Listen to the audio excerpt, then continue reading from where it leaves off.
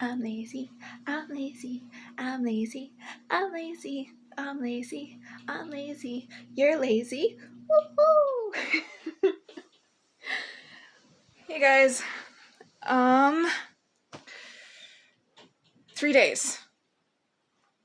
I forgot for 3 days. That's just that's how I do, I guess. Okay, so let's set you guys down. I don't know what's doing. I don't even know English. Okay. I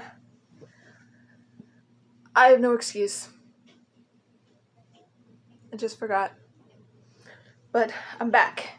And to make up for it, we've actually got a longer one today. I counted 7 pages. It's gonna be a longer one, so strap in.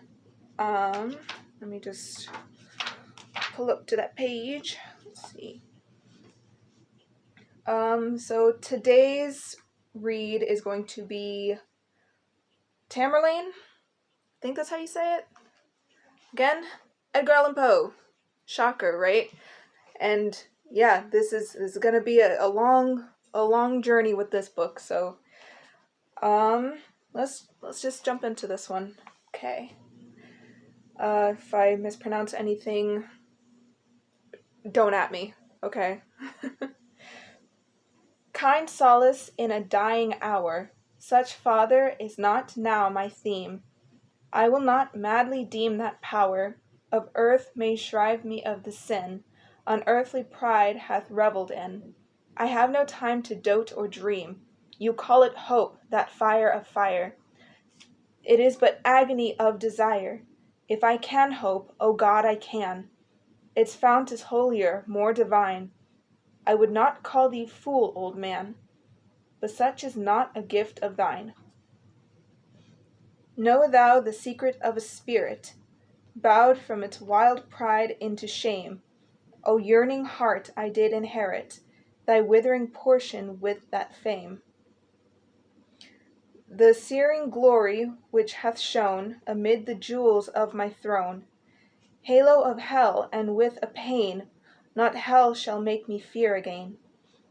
O craving heart for the lost flowers and sunshine of my summer hours, the undying voice of that dead time with its interminable chime rings in the spirit of a spell upon thy emptiness a knell.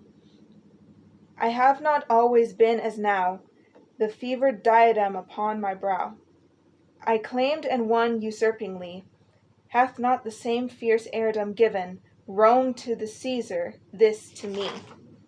The heritage of a kingly mind, and a proud spirit which hath striven triumphantly with humankind. On mountain soil I first drew life. The mists of the Tagle have shed nightly their dews upon my head, and I believe the winged strife and tumult of the headlong air have nestled in my very hair. So late from heaven that dew it fell, mid dreams of an unholy night, upon me with the touch of hell, while the red flashing of the light from clouds that hung like banners o'er appeared to my half-closing eye, the pageantry of monarchy, and the deep trumpet thunder's roar came hurriedly upon me, telling of human battle where my voice, my own voice, silly child, was swelling. Oh, how my spirit would rejoice and leap within me at the cry, the battle cry of victory. The rain came down upon my head, unsheltered, and the heavy wind rendered me mad and deaf and blind. It was but man, I thought, who shed laurels upon me, and the rush, the torrent of the chilly air, gurgled within my ear the crush of empires with the captive's prayer, the hum of suitors, and the tone of flattery round a sovereign's throne. My passions from that hapless hour usurped a tyranny which men have deemed since I have reached to power my innate nature, be it so. But, Father, there lived one who then, in my boyhood, when their fire burned with a still intenser glow, for passion must with youth expire, e'en then who knew this iron heart in women's weakness and in women's weakness had a part. I was doing so good. I have no words, alas, to tell the loveliness of loving well, nor would I now attempt to trace the more than beauty of a face, whose lineaments upon my mind are shadows on the unstable wind. Thus I remember having dwelt some page of early lore upon, with loitering eye, till I have felt the letters with their meaning melt to fantasies with none. Oh, she was worthy of all love, love as in infancy was mine. 'Twas such an angel minds above might envy her young heart the shrine, on which my every hope and thought were incense, then a goodly gift, for they were childish and upright, pure, as her young example taught. Why did I leave it and drift, trust to the fire within for light? We grew in age and love together, roaming the forest and the wild, my breast her shield in wintry weather, and when the friendly sunshine smiled, and she would mark the opening skies, I saw no heaven but in her eyes. Young love's first lesson is the heart, for mid that sunshine and those smiles, when from our little cares apart, and laughing at her girlish wiles, I'd throw me on her throbbing breast and pour my spirit out in tears. There was no need to speak the rest, no need to quiet any fears of her who asked no reason why, but turned on me her quiet eye. Yet more than worthy of the love my spirit struggled with and strove. When on the mountain peak alone, ambition lent it a new tone.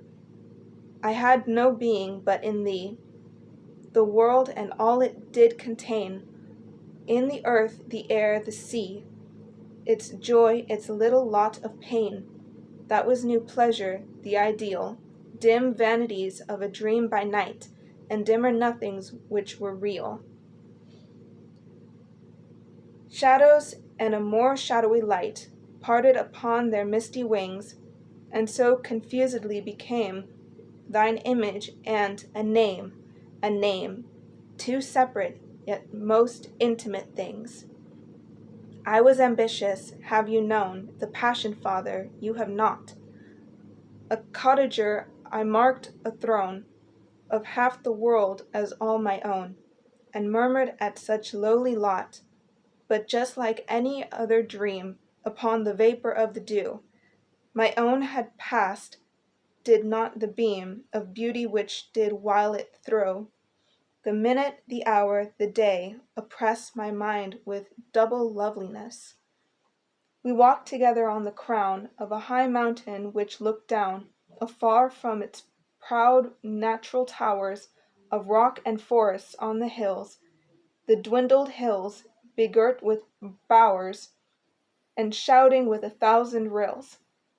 I spoke to her of power and pride, but mystically in such guise, that she might deem it naught beside the moment's converse in her eyes.